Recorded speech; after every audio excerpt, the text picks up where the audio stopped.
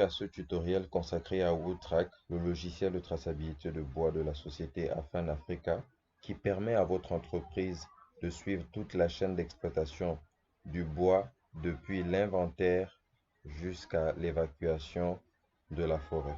Lorsque vous arrivez sur l'interface d'accueil, donc sur la page d'accueil, vous allez devoir renseigner les identifiants qui vous ont été remis lors de la création de votre session de travail, donc de votre espace administrateur.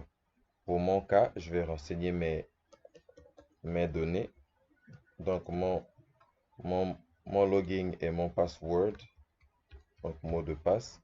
Et ensuite, je vais sélectionner l'AAC sur laquelle je vais me loguer et je clique sur Login.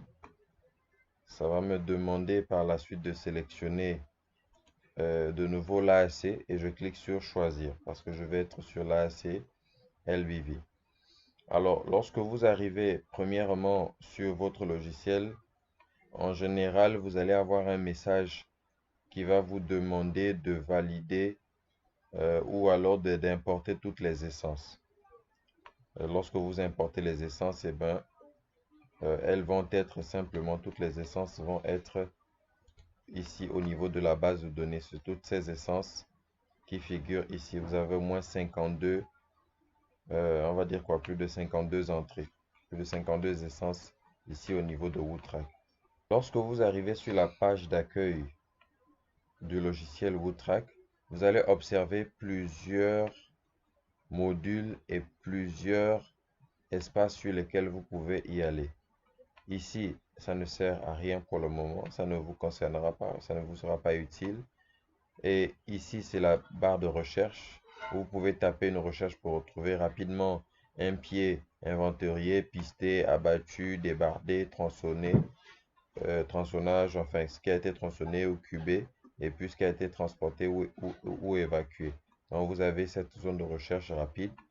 Vous avez ici, c'est le module inventaire, le module pistage, le module abattage, le module débardage, le module tronçonnage et le module transport, comme vous pouvez le constater.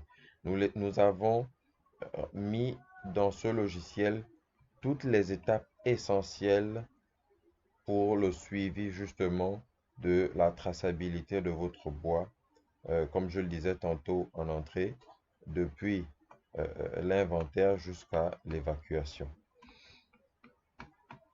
Nous allons principalement et premièrement rentrer dans le module inventaire.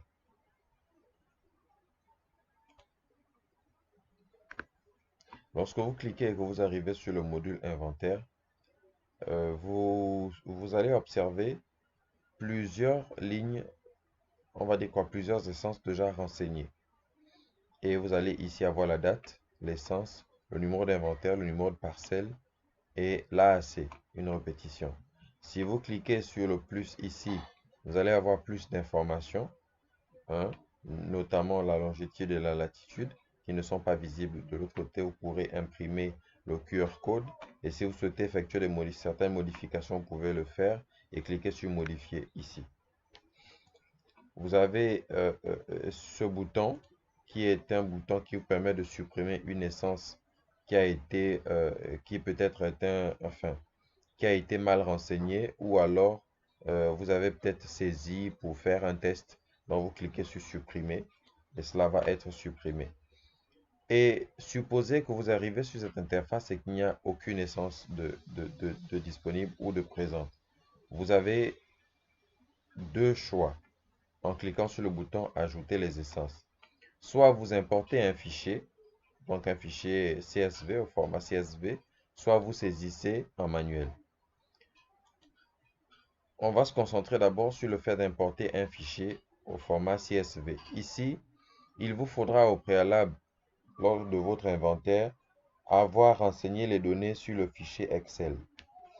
Lorsque vous renseignez les données sur le fichier Excel, il faut veiller de sorte que l'alignement des données sur le fichier Excel respecte cet alignement ici, cet ordre de données. Vous avez la possibilité de supprimer justement cet ordre de données et renseigner exactement ce que vous voulez, l'ordre qui vous sied. Vous pouvez commencer par la date d'inventaire, le diamètre, l'essence, la parcelle, la qualité, et vous pouvez terminer par latitude et longitude. Mais ce qui est disponible sur le fichier Excel, il faut essentiellement que cela soit renseigné de cette façon, de la même façon sur le logiciel. Ici, ça vous permet de sélectionner le format de la date. La date, ici, nous avons 4 formats, mais le format en général que tout le monde utilise, c'est le jour, mois, année. Donc, c'est celui par défaut que je vous recommande. Et vous avez également le format de séparateur sur le fichier CSV. En général, que tout le monde utilise, c'est le point virgule. Mais si vous avez utilisé le format à virgule, vous sélectionnerez celui à virgule. Sinon, laissez celui qui est prédéfini par défaut. Et si sur votre fichier, vous avez ajouté des en-têtes, vous cliquez sur les en-têtes sont justement incluses dans le fichier. Mais s'il n'y a pas d'en-tête, vous pouvez le laisser décocher. Et vous voyez que c'est précisé ici, format CSV. OK? Et vous cliquez justement sur choisir un fichier. Je ne vais pas le faire aujourd'hui. Et une fois vous avez cliqué sur choisir le fichier pardon, va être attaché au logiciel et vous allez cliquer sur importer. Et quand vous allez cliquer sur importer, l'importation va commencer et toutes les données vont venir justement s'ajouter sur cet espace. Vous voyez ici, on a plus de 6429 pieds. C'est plusieurs pages ici. Donc, ça, c'est la première façon de pouvoir emmener ou ajouter les données, insérer les données donc d'inventaire au niveau du module inventaire. La deuxième façon, on repart toujours sur ajouter, sauf que là, on ne clique plus sur, on n'est plus sur l'espace inventaire, nous irons sur l'espace de saisie manuelle. Ça veut dire que vous allez rentrer toutes les données de façon manuelle. Et pour que cela se fasse, vous avez déjà l'AC qui est sélectionné par défaut, vu que c'est celle que nous avons sélectionnée lorsque nous nous sommes logués. Et vous devez justement ici taper l'essence. Si par exemple c'est le Okume, je tape OK et j'ai Okume ici qui se présente. Je choisis la qualité. Il faut savoir que la qualité, la meilleure, c'est la qualité 1, en sachant que 4, 3, on va dire quoi, 4 c'est la mauvaise qualité et 1 c'est la meilleure. Je vais choisir 1. Si l'Okume qui a été inventorié est de bonne qualité. Le numéro de parcelle, il faut absolument renseigner. Par exemple, si c'est le A27, si vous avez le numéro d'inventaire, le numéro qui figure sur le QR code que vous avez reçu, donc la plaquette, ou c'est le numéro que vous avez attribué, donc le numéro de l'essence, on va mettre 2000, on va mettre 29 237. Le diamètre de l'Okume, 85. On va choisir une date. Ça est inventorié le 15. Et la longitude et latitude, vous allez justement taper tous les numéros de longitude et latitude sans omettre un seul, on va dire quoi, un seul chiffre contenu donc pour ce qui est de la longitude, latitude et l'altitude. Lorsque vous terminez de renseigner toutes ces données, vous cliquez sur valider et la donnée va toujours venir s'ajouter ici. Donc ce sont les deux façons de procéder pour ajouter les données sur le module inventaire de Woodtrack. Une fois toutes les données sont ici, vous avez également la possibilité de les exporter, donc de les sortir complètement de Woodtrack. Et là, tout ce que vous avez à faire, c'est cliquer sur Export. Et en cliquant sur Export, vous allez avoir cette interface qui apparaît ici. Je préfère commencer par là. Si vous souhaitez exporter toutes les données de l'inventaire, ne sélectionnez ni de date de départ ni de date de fin. Comme ça, le logiciel va reconnaître que vous voulez récupérer toutes les données. Ça a été codé comme ça. Seulement, si vous souhaitez justement exporter des données d'une certaine période, vous n'aurez par exemple à sélectionner ici, si par exemple c'est janvier, vous prenez de janvier, on va dire quoi, le jeudi 4 janvier jusqu'à la date d'hier. Ok? Ne prenez pas la date du jour, ça va pas passer. Donc, vous avez pris de date et là, il n'y aura que les données qui ont été inventoriées dans cet intervalle de période. Et ici, il faut préciser que si- tout ce qui est sélectionné ici, ce sont les données que vous souhaitez exporter au fichier CSV.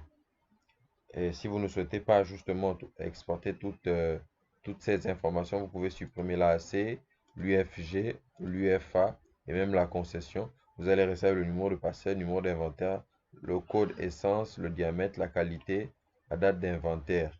Vous pouvez même ajouter la longitude et la latitude. Parce que c'est quand même des données importantes. On va dire quoi? Un export sans longitude et latitude ne permettra pas de reconnaître le positionnement du bois en forêt. Donc, une fois vous le faites, vous cliquez sur exporter et vous exportez le fichier le format CSV.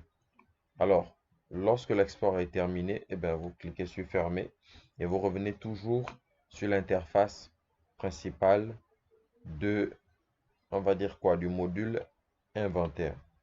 Et il faut savoir que là, je ne suis que sur la première page du module inventaire parce que j'ai quand même plusieurs pieds ici.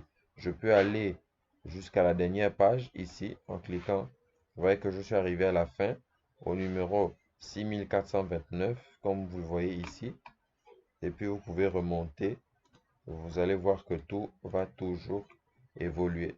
On peut revenir à la première page en fonctionnant de cette manière.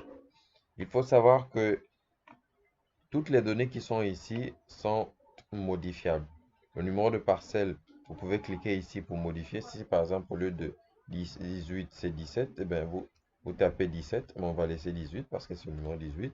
Ce numéro d'inventaire n'était pas le bon, on peut le modifier ici. Si même l'essence n'est pas le bon, vous avez toujours la possibilité de modifier ici.